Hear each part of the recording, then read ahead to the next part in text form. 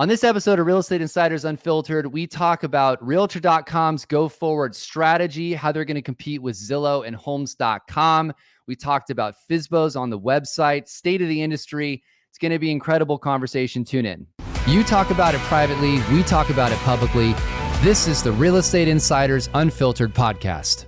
Welcome again to Real Estate Insiders Unfiltered podcast. I'm your host, James Dwiggins, along with my co-host, Keith Robinson, aka Crazy Uncle Keith. Yes, sir. Keith, we had a very special guest on today. We had Damian Eales, the new CEO of Realtor.com. Yes, sir. Tell us about the show. It was a great conversation. We learned that he started in a department store at the young age of 14. He shared Overachiever. Yeah. Shared some insights and things that he's learned throughout his interesting and storied career. He weighed in on state of the industry today. He talked about, of course, buyer representation and some of the differences that he has seen in his life. Really just a great conversation that spanned all of residential real estate and some of the things that are changing and happening at Realtor.com. And the go-forward plan for Realtor.com. We got some inside scoop on that. And of course, we talked about some juicy stuff with Homes.com and Zillow. And Clash of the Titans. Clash of the Titans, including some stuff about FSOs that I don't think people knew as well. So it's going to be an incredible conversation. Yeah, you'll like it. Put it in your ear, kids. Damian, welcome to the show. We are super excited to have you here. I know... I can speak personally. I got to spend dinner with you a few weeks ago at the Thrive event, which was awesome, by the way. So I've got to spend a little bit of time with Damian, but I'm excited to have you here. We have lots of questions for you, being the new CEO of Realtor.com. I guess let's start with a little bit about, your background. So, how did you get into this role? What were your current, previous positions, et cetera? I mean, this is a big role and big shoes to fill. So, well, first of all, thank you very much for having me on the podcast. Absolutely, James and Keith. It's great to be here, and yes, it was great to spend time with you at Thrive. But look, to answer your question, how did I get here? Can you believe it? I started my career as a speech therapist, of all things, but Really? Didn't last long. But truth be known, I started on a department store. In my first job was 14 years old on the floor of a department store, and through school and university, I continued in that profession. And after I finished university, I decided to continue in the retail field, and after a few years, ended up on the executive team of one of Australia's leading department stores. That's really was my foundations. But from there, I moved into banking.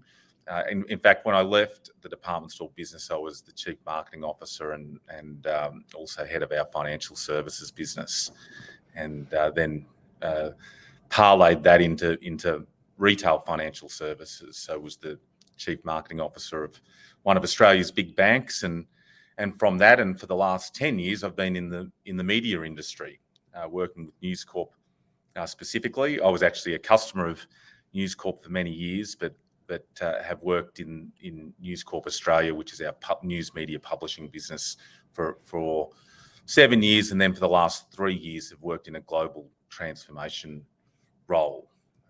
I would probably say that one of the reasons I got this role was because of that Australian experience. We did a lot with a company that we're the majority shareholder of, REA, which is realestate.com.au. Yeah. We did a lot with that business to grow REA through leveraging our publishing assets. I got a question before we even go to the next one. So what did you learn as a strapping lad of 14 on the floor of a department store that's carried through for your whole career? It's a great question, Keith, because I often tell young managers this. I often think to myself that when you are on the floor of a department store, when you're a young leader on the floor of a department store, there's two things that you learn quickly.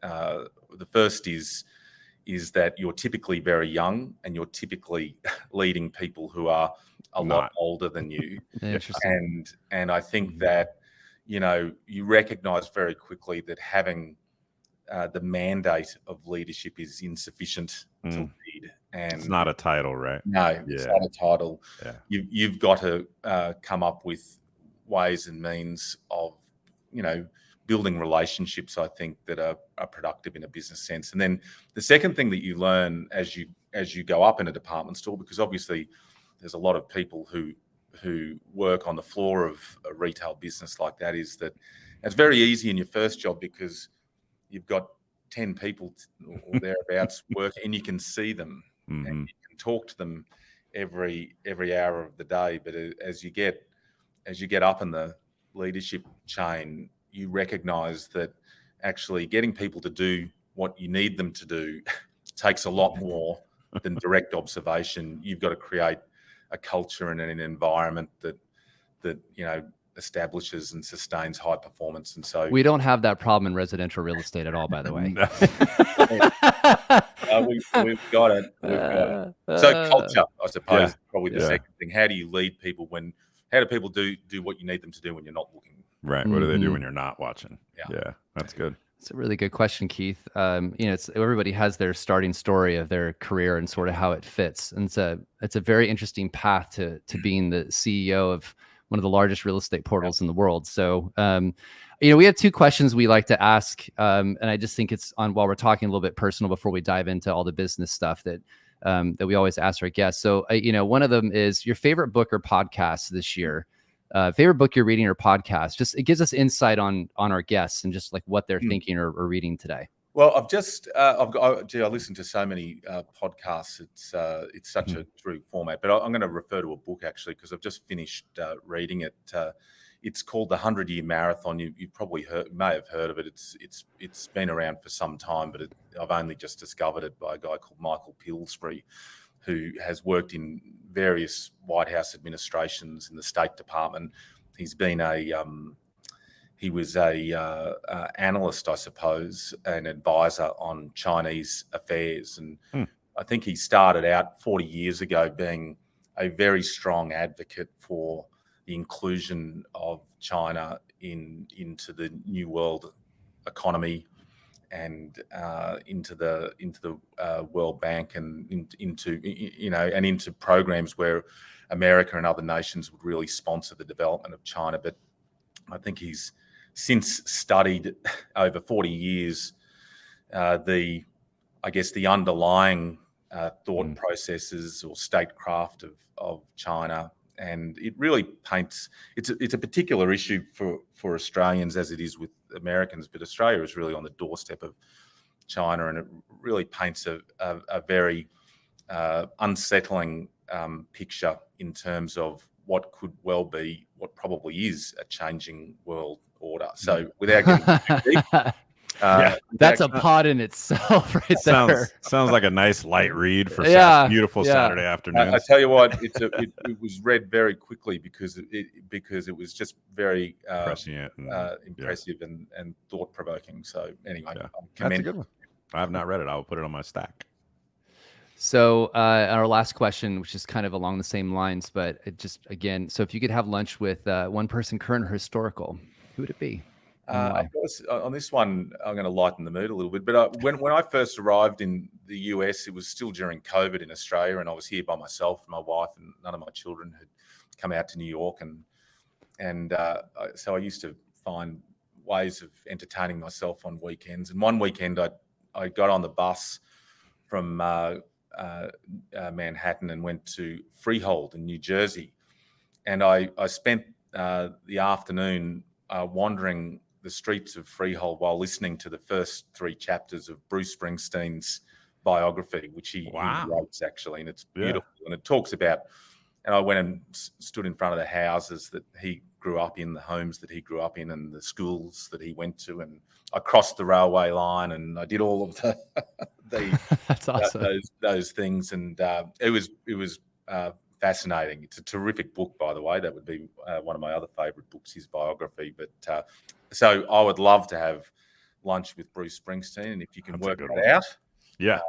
Let's make it happen. That is a good one. We'll work on that. We'll work on that. That is a good one. That's a really good one. So, well, we got 2 books actually out of that. So, all right. Well, I know Keith and I want to dig pretty deep into a lot of stuff. Let's start with some of the interesting feedback and just changes that have occurred recently. So, for all the viewers and listeners, I'm sure that they're aware, but obviously, Realtor.com is owned by News Corp, and Rupert Murdoch just retired. And you know, I know you're new in this role, but like, what does this mean specifically? Is there going to be a change? I mean, are you reporting to Lachlan specifically? Like, just, I mean, it's on the headlines, so let's start there. Oh, well, just first and foremost, I report through to Robert Thompson, who's Sorry, I made an assumption. Apologies. No problem. To News Corp, and Robert reports to the board. Got it. Of which now Lachlan is our chair. Got it. And look, well, first and foremost, I'd say that we are very lucky to work in a business that's been led by Rupert and Lachlan. It was definitely a momentous occasion when Rupert recently moved into that chairman emeritus role. I often have said to teams of people here at Realtor that, you know, we should take great inspiration from Rupert's story, to think that he took on the business when his father passed away, when he was in his early 20s and studying at Oxford. And at that point in time, when he returned to Australia, the asset that remained in the business after some of the assets were sold was the number 2 newspaper in a city called Adelaide in Australia. And it was only shortly after that he then bought the number 1 newspaper in that town. And of course, he grew the business into what it is today, spanning every corner of the planet, and really one of the most diverse media companies on the planet as well. So, you know, I take a lot of inspiration from Rupert's story. So for him to stand down as chairman, as co-chairman of our company, is definitely momentous. But the fact that he remains as emeritus chairman is fantastic, and I take I'm really encouraged by, in his announcement, he made the point to say that expect to continue to see him regularly in the office, often on a Friday afternoon, and he would be very welcome in our Austin office where I'm located. But look, both he and Lachlan are enormous supporters of the team at Realtor. I recently met with Lachlan, and we spoke a lot about how we can grow this business together. I'm confident that we've got the support of all of News Corp, for that matter, to ensure that we're successful. Well, that leads us into a question. Obviously, there was a lot of discussion, you know, and headlines hit for a while about Realtor.com potentially, you know, selling to CoStar. And obviously that didn't happen. And so where do you guys go from here? What is the next step, since CoStar's, we're going to talk about that. Obviously CoStar's coming at the heels of everybody. And Realtor.com is going in a different direction. Let's talk about that. Where does it go from here, especially with the news out this morning about CoStar apparently being the number 2 most visited real estate site in residential real estate. So, well, look, I'll start with my business, because I think it's more important that I focus on my patch than others. But I'm happy to comment also on the CoStar announcement. But look, I've got one brief, and that is to grow the business. And alongside that brief, I know that I've got the full support of News Corp and all of the assets and capabilities that we've got, you know, at our disposal. You know, to grow, we've got to do a number of things right. We've got to build our audience, and we've already started leveraging the News Corp network to do that. We've got to generate more leads, and we're confident through our own capabilities, but also through, and we're now drawing on the AI capabilities that exist within our broader group. We know that we can improve our lead submission rate through artificial intelligence. What are some of those other portals and part of your group? Go a little deeper on that. Yeah, I don't want people to realize how big it is. Yeah, I mean, News Corp is a massive organisation, very diverse, as I said, and of course we've got our traditional news media businesses and in news and information businesses. In the US, that is Dow Jones, which incorporates obviously the Wall Street Journal, but it includes Factiva, MarketWatch, Barron's, and many other brands. In the UK, the news media business incorporates the Times of London and the Sun. I might add that the Sun in the UK recently launched the Sun US in this market, and it's the fastest growing digital news media site in this market. It's got a significant audience. And of course, the New York Post is another one of our news media assets. In Australia, we have a variety of different national and regional news media titles. We have the biggest digital news media title in news.com.au, for instance, which partners very heavily, as an example, with realestate.com.au in Australia. We've got HarperCollins Books. We've got which is right throughout the world. We've also got streaming businesses in Foxtel in Australia. We've got radio businesses in the UK. So a very diverse media platform. I've got, and maybe this is like a 100,000-foot question, or maybe even in the orbit level question, but what's that like? So you say yes to the job, right? Yeah. And now you're in Manhattan by yourself. Yeah, and you're sitting in some conference room with a giant whiteboard. You've got one mandate: grow the company. Yeah. You've got this suite of companies that is staggering, right? Like, I mean, if you just put the logos on a piece of paper, you'd probably need 2 pages. Yeah. What's that exercise like, where you're really looking at all of these tools in the toolbox, and trying to figure out how to plug them all in?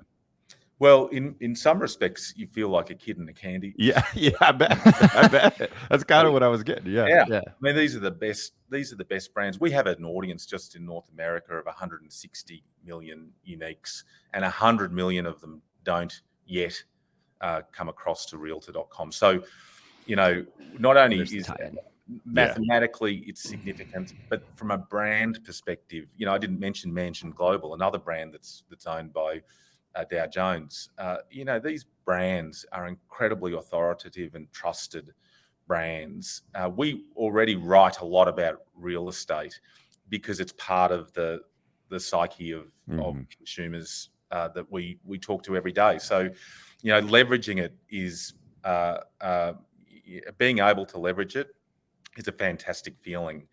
That being said, it's not necessarily as easy as it sounds. The experience that I've had in Australia is incredibly important. News Corp Australia and realestate.com Australia have a really symbiotic relationship where each business grows the other, and we want to transition that over here. That didn't happen overnight, obviously. We've got a lot of work to do over a long period of time, and we can't do everything at once. So we've got to choose wisely what's the first, second, and third initiative and put them one after the other. I've got some great advantage, though, here insofar as the people that I'm dealing with, my colleagues, the other CEOs of these businesses and the editors of these businesses, I've been working with for many years. In the previous role that I had, it was a transformation role right across the group, where we were stitching together our businesses to improve our efficiency and to grow faster. So some of those relationships that I've formed are really coming into play now.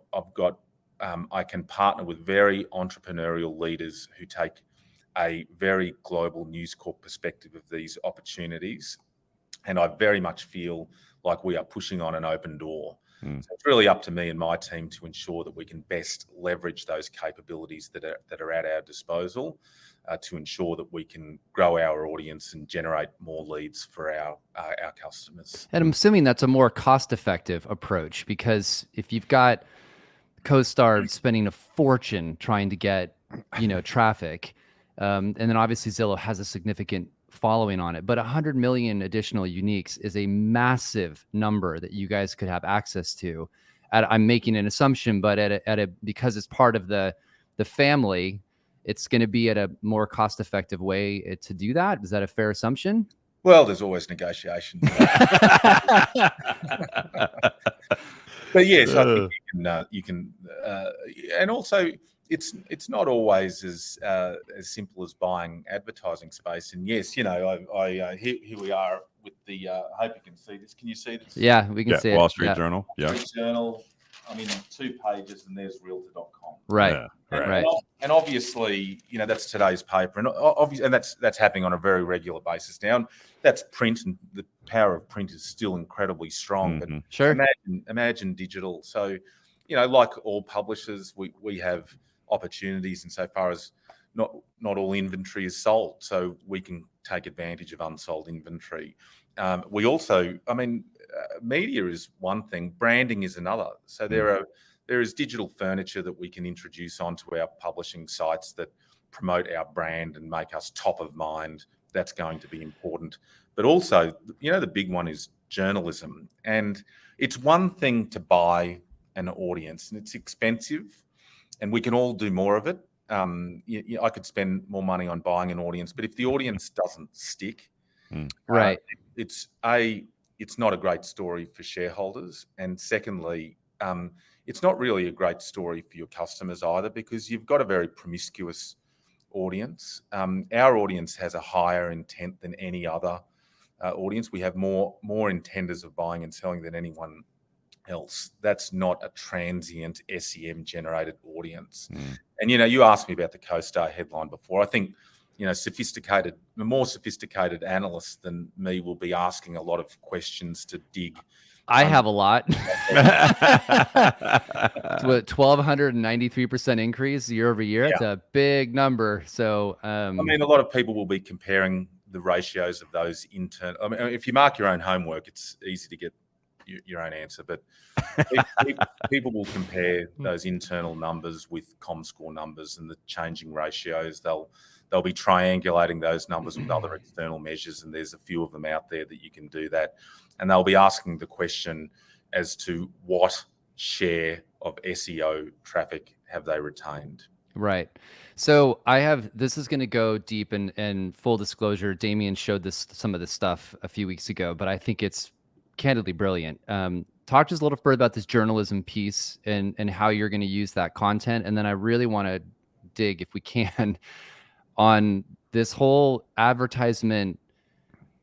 I don't know how to describe it. You do a better job than I can, but like the ability to have this sort of banner on watching live television or a spot on TV, and how it's tying flooding that's happening in an area to flood maps on Realtor.com or things like that. Like, talk to me about this. I think this is genius. Well, there's 2 parts to that question. One is media, and one is journalism.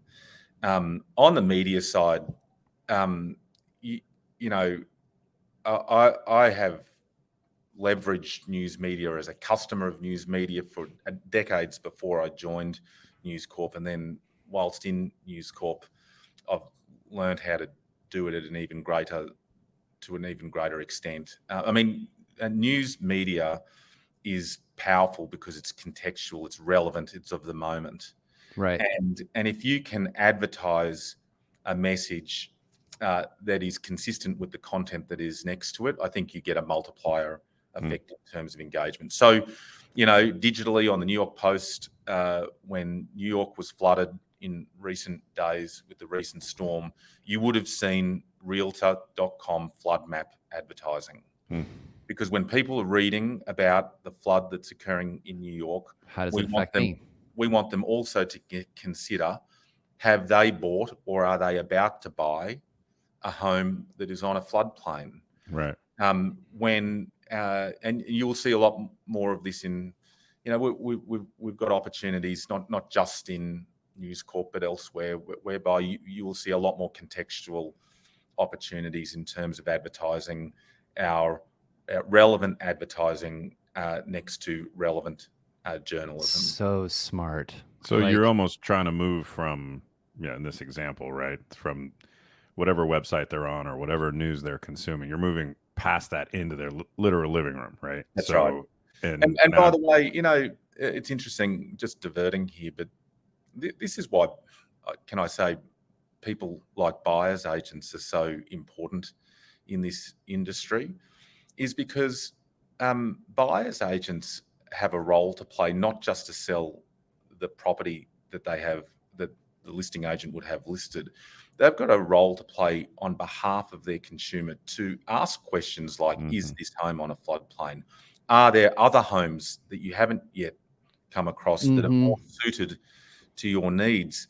That's the professional role that they play. And I think that when we create new tools and new maps, we're doing it in the interests of obviously the end consumer, but we also have in mind the realtor, who has the buying agent, who has a role to play to help that consumer find a home that's suitable to them. So advertising is one way to do it. But hey, James, I just want to touch on the second part of your question. Yeah, please. Yeah. Which is the journalism side.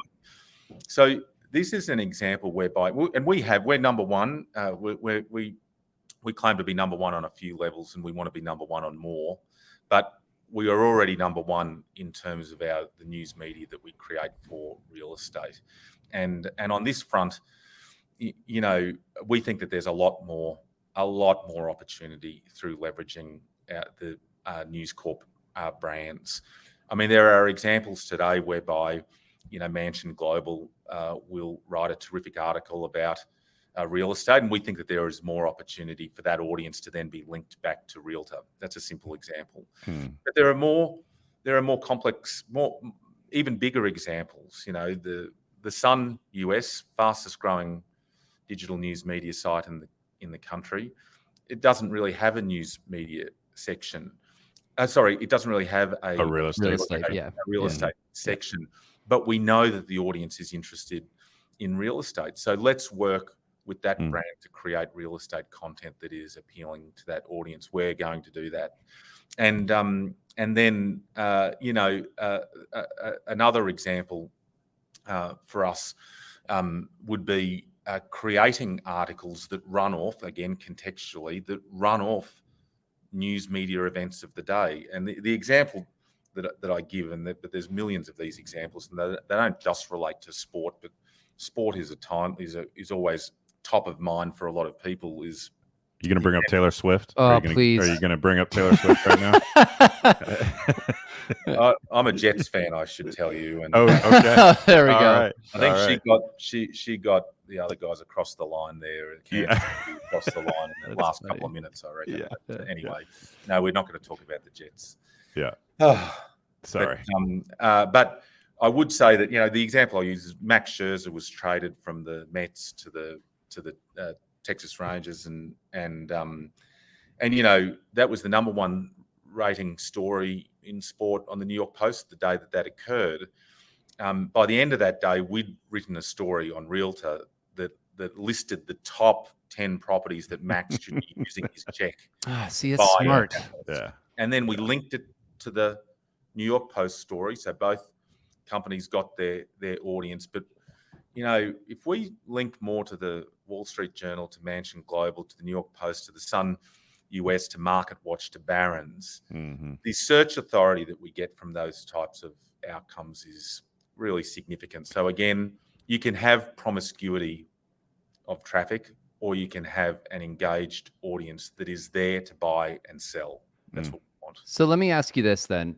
Is this going to be a two-part question? I'll start with the first. Do you believe that do you believe that part of the reason why you have higher intent traffic, that it's because of the name Realtor in it? Do you think that has something to do with it? Because it's more of people think of Realtor and they think in the business full time trying to sell. Like, is there some relevance to that? Have you done any studies on that? Well, we have studied whether or not Realtor is a more trusted brand, and the answer is yes. So real estate professionals trust Realtor.com for accuracy of information, for the trusted place for listings, the trusted place to go to buy and sell. We know that we are more trusted amongst real estate professionals, and we know that we have very high trust scores amongst consumers as well. So, you know, I think that I often refer to this to our team, that, you know, we've got to lean heavily into what our unique advantages are. You know, we know that we're number two on some measures. We want to be number one on every measure. The one thing that we need to lean into harder is that we think we are by and for the industry. We were created by the industry. We are leveraging a 115-year, I think, trusted brand. We have that to our advantage. Let's leverage it for everything that it's worth. And from a customer side, we think we also have this incredibly unique advantage insofar as our customers love the Realtor.com brand. We know that's why we're saying we're the most trusted amongst real estate professionals.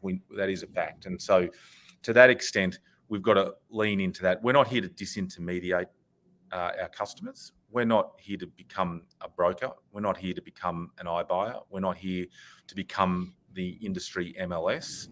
We're here to empower our customers to grow. We think that is what will differentiate us. And James, that conference that you and I were at, I've worked in a number of different industries. I've been to many, many different customer events. I know that we are not perfect on a number of areas which we are improving upon, and we will improve. But I get this real sense from customers in this industry that if we improve our audience, if we improve our quality of leads, if we improve our service, we will grow revenue share. There is nothing short. People want to do business with us because we are by and for the industry, and people love that we are becoming more competitive. That's our job. I would agree with that statement. I think that, Keith will probably have some feedback, but the industry certainly has a love-hate relationship with real estate portals. And it's been controversial because, even candidly, this is before your time, but Realtor.com's acquisition of OpCity was controversial. I mean, it went down the same road as Zillow, where it's diving into referrals. I personally, it's just my viewpoint, don't see it as quite a big thing, because you're either buying leads on some sort of contract monthly and or per lead, or you're paying for it. I mean, money's exchanging hands one way or the other. It depends sort of which way you want to do it. But I would agree with you that the industry is looking for an advocate for them. And I don't think, I have a lot of friends at Zillow. I don't think Zillow's that. It's not an industry advocate. It does what it wants because, it's a publicly traded company, needs to. CoStar is questionable. People, if they know Andy, who runs it, he's a maniac. Like, he builds big, crazy businesses and doesn't give a shit. Like, he just goes after it. I have to ask this question because I think it's the timing's relevant and it's a fair question. Do you think the Realtor name is a problem based upon all of the scandals that are happening and everything with the brand right now? I mean, is it a short-term thing? Is it long-term? Does it go away if the scandal issues go away? I mean, does it inhibit you guys in any way, shape, or form?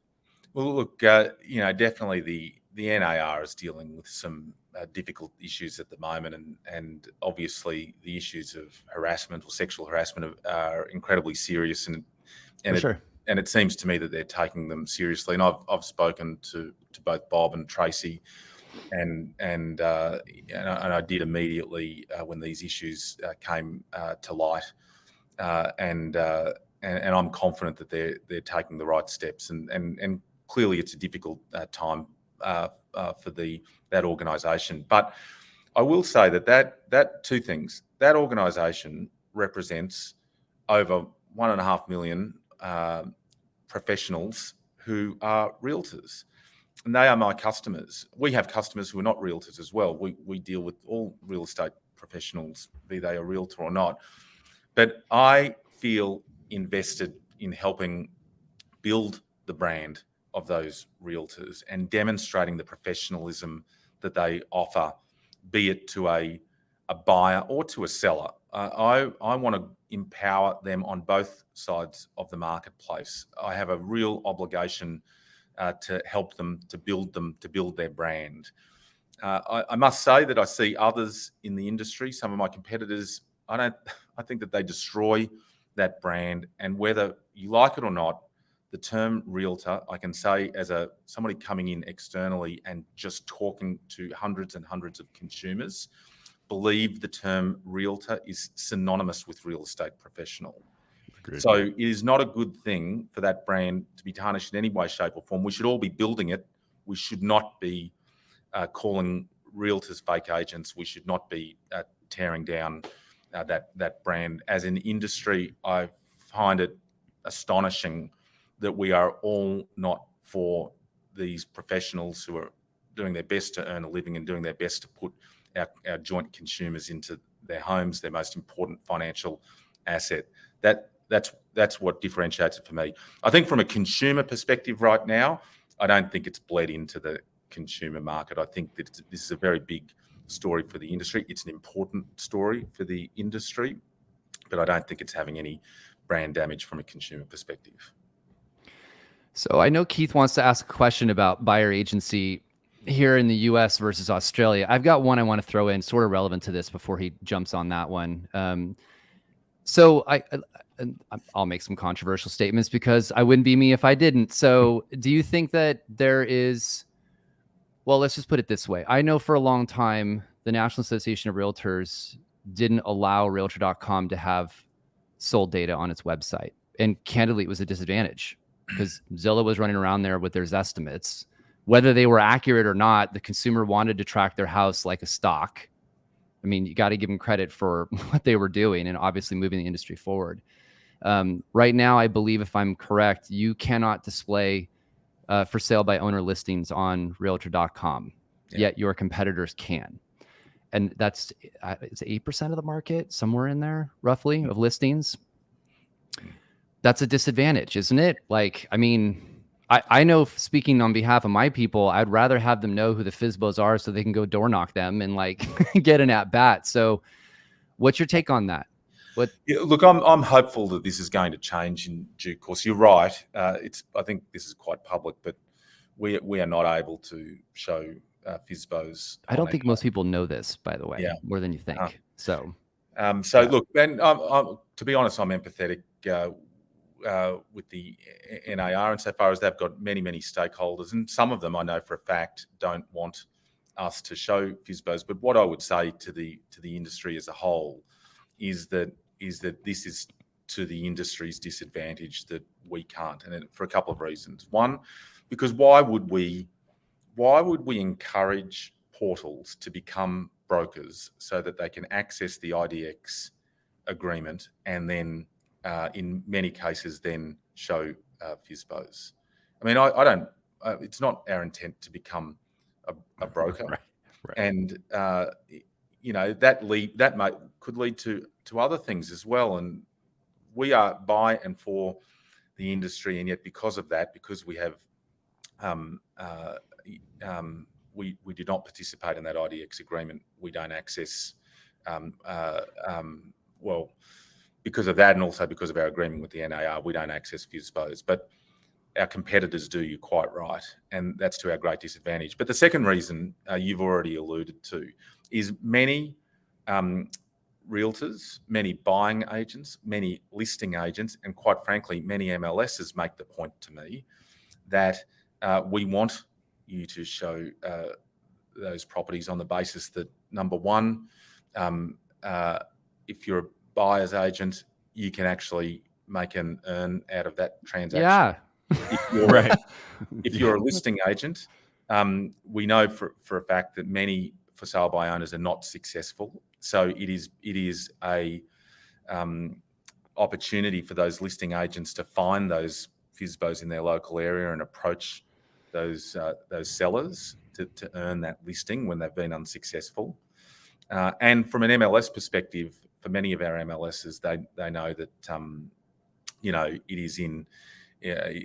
is to the advantage of their members, their subscribers, for the very same reason. So, look, we will continue these conversations. We want to have data that's at least at parity, if not ahead of those competitors. Like, I mean, it's scarcity mindset. This is part of why the industry and to be clear, I'm an advocate of NAR. Like, I'm not in this group where it's like tear it down. I'm complete opposite. I think there needs to be a lot of change.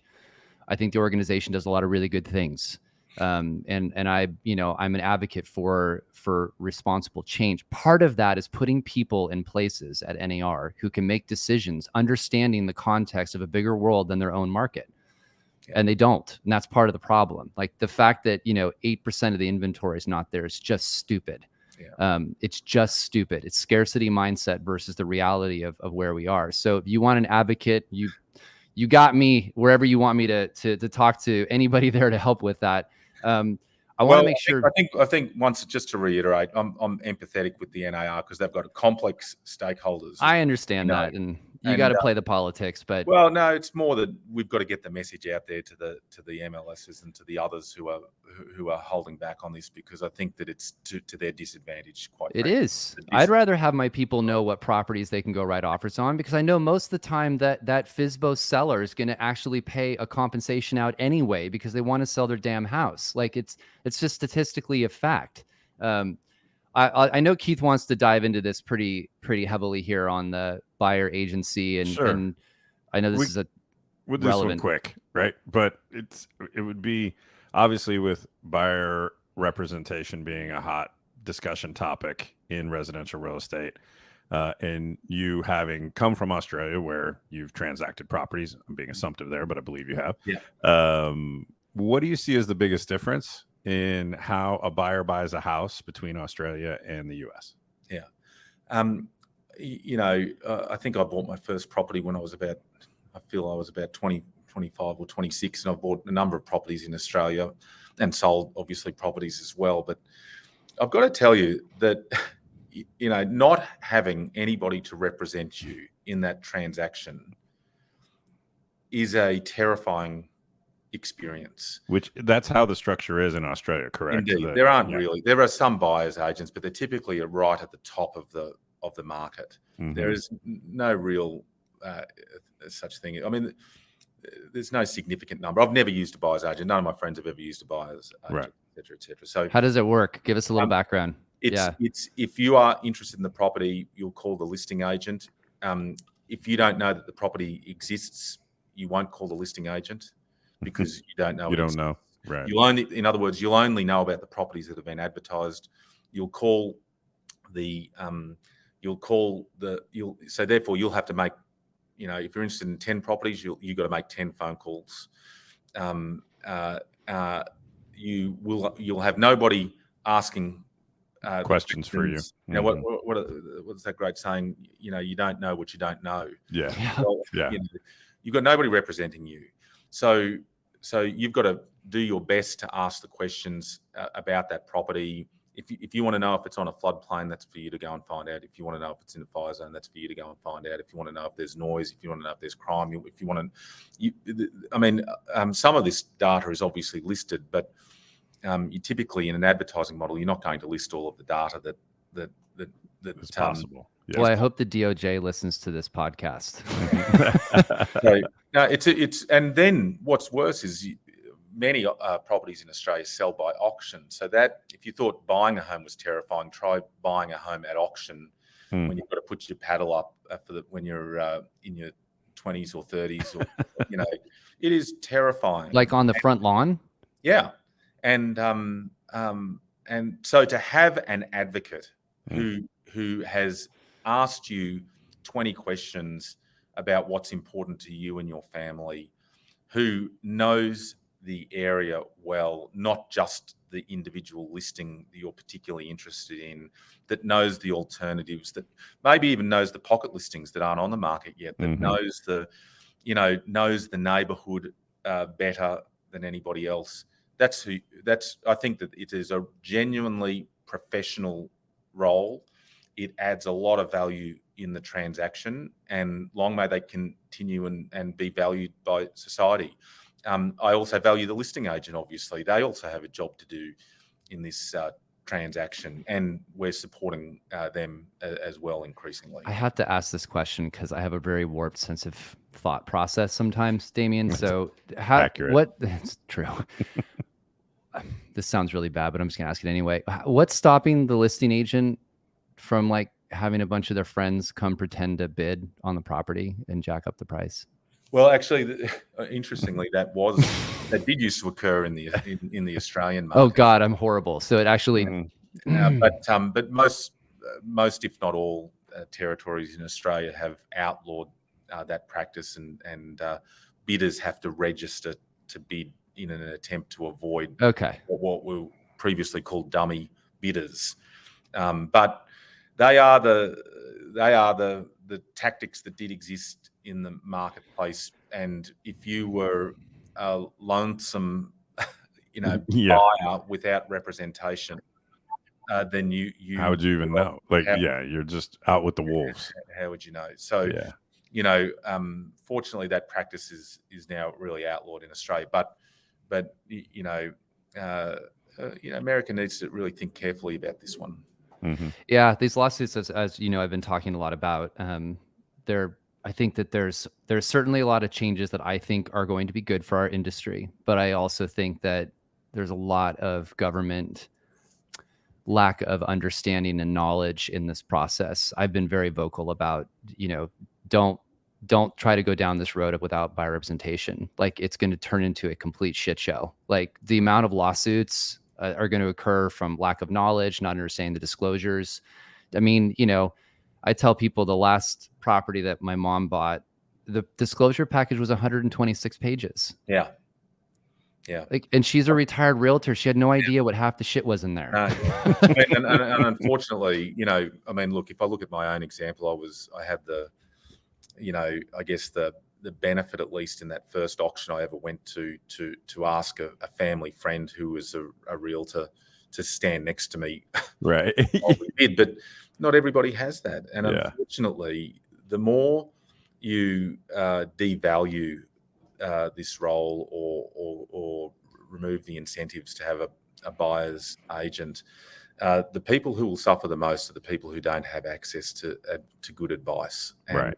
And we should really think about that. I think that it's we have a system here whereby both sides are getting advised and are adding value to the transaction. Yeah. Well, even beyond, this is just basic fundamental human psychology, right? We're tribal creatures, and when we enter any stressful decision, we call people that we trust to get feedback and thought, right? So the idea of making one of the biggest financial decisions that you're going to make without a trusted advisor just sounds kind of crazy. Yeah, Even just based on just think of the advice that we get when we invest in a 401k or a right.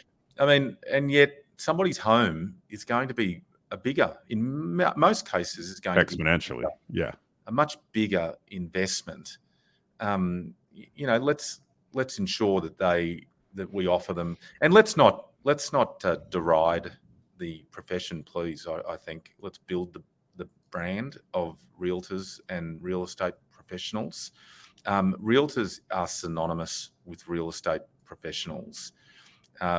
If we work in this industry, we should be promoting the professional expertise that these people bring to the table and celebrating them, not diminishing their value. I think there's a really good opportunity for some ad campaigns around that that you guys could do. Well, we're at the end of the time. I know Keith has one last question that he always likes to ask our guests.